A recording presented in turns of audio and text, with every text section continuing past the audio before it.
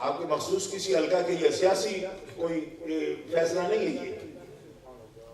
اعلیٰ حضرت رحمۃ اللہ علیہ آپ مجدد الامہ ہیں اور مجدد دین ہیں، مجدد ملت ہیں، اور امت کی تازگی دین کے ساتھ ہے نا.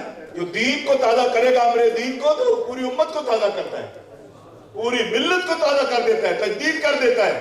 ہمارے علاقے میں دیکھو تجدید کیا کہتے ہیں کسی چیز کو کی تجدید پتہ ہے کس کو کہتے ہیں؟ یہ جو برتن ہوتے ہیں نا، برتن تو لوہے کے برتن ہو یا کسی ایسی تانبے کے برتن ہوتے تو اس کو کلی کرتے ہیں، اس کا رنگ کرتے ہیں، نہ ہو تو اس کی جو ہوتا ہے نا وہ پگھل جاتا ہے اور اس کا اثر آ جاتا ہے اس کے اندر. کھانے پینے کی کوئی چیز اگر اس میں ڈالے تو اس کو کلی کیا جاتا ہے، اور اس میں مٹی وغیرہ نہیں، جو اس پر کائی جم جاتی ہے یا مٹی جم جاتی ہے اس کو دور کر کے تو اس کو کلی کر دیا جاتا ہے.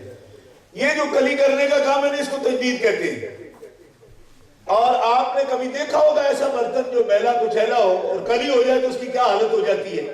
تو نبی کریم علیہ السلام جن کو اللہ نے جامع کلمات عطا فرمائے تھے، انہوں نے ایسے عالم دین کو اور ایسے مصلح کو کہ جو پورے دین کو اس طرح چمکا دے، کتنا اعلیٰ نام دیا کہ دین پر بدعات کی جتنی کائی جم جائے، مجدد کا کام یہ ہے کہ وہ ساری کائی اتار کر اس کو اجلا کر دے، اس کی روشنی سے پوری دنیا چمک اٹھے.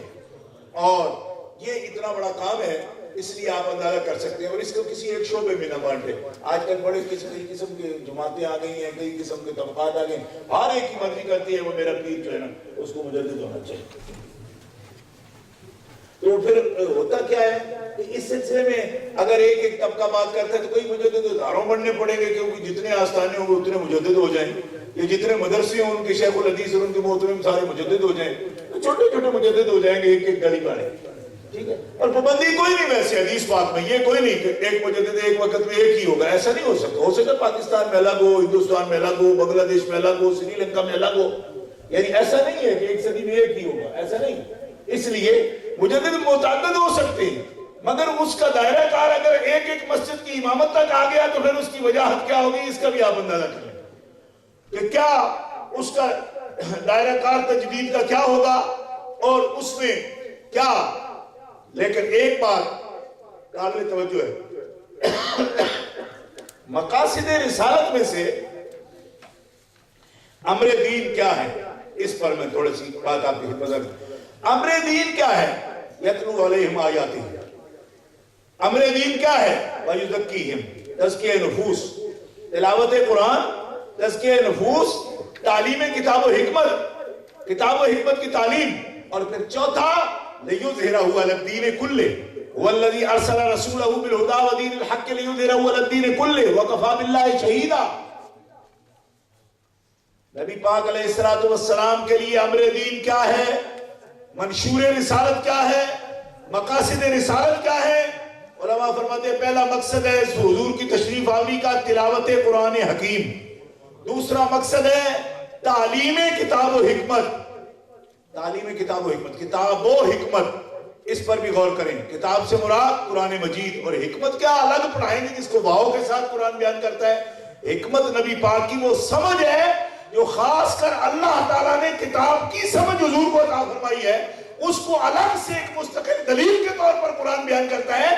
میرا حبیب کتاب بھی پڑھائے گا اور جو سمجھ میں نے دی ہے وہ سمجھ بھی تمہیں عطا فرمائے گا. یزکیہم، ان کو ستھرا کرے گا. جن کے پاس میرے حبیب تشریف لائے ہیں ان کو ستھرا کریں گے، پاک کریں گے. ستھرا ہونے کا کیا مطلب ہے؟ ستھرا ہونے کا کیا مطلب جی بھائی؟ ستھرا ہونے کا مطلب سمجھا ہے؟ کیا مطلب ہے ستھرا ہونے کا جی؟ بولے تو صحیح نا، کیا مطلب ہے؟ آج کل کے دور میں یہ لفظ سمجھنا بڑا ضروری ہے. یزکیہم کا کیا معنی ہے؟ کہ وہ حبیب ان کو، کن کو؟ جن کے پاس آئیں گے. حضور جن کے پاس تشریف لائے ہیں، یتلو علیہم، وہ تلاوت کریں گے ان پر قرآن. یزکیہم، پاک کریں گے ان کو. یعلمہم، پڑھائیں گے ان کو کتاب اور حکمت. اب آپ سمجھ آئی نا؟ حضور جن میں تشریف لائے حضور ان کو ستھرا کریں گے. یہ جو میں ہاتھ اس طرح کرتا ہوں اس کا مطلب ہوتا ہے کہ ہوں ہاں کرو تھوڑا سا، مجھے دقت ہو رہی ہے تھوڑا بولنے میں. بات سمجھ آ رہی ہے آپ؟ یہ حضور کے کام ہیں.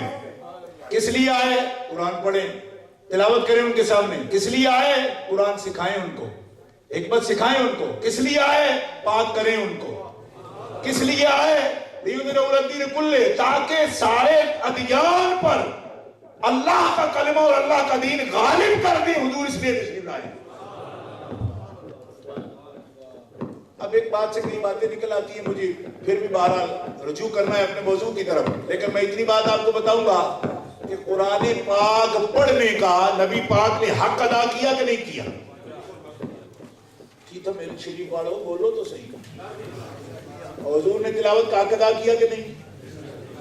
آپ کہتے ہیں آپ تو پوچھتے ہو، ہم کوئی فیصلہ کرنے والے ہیں؟ جی ہم کوئی فیصلہ کرنے والے ہیں؟ حق ادا کیا کہ نہیں کیا؟ میں نے کہا یہ حضور نے خود پوچھا ہے، آپ کیوں نہیں بول سکتے اس پر؟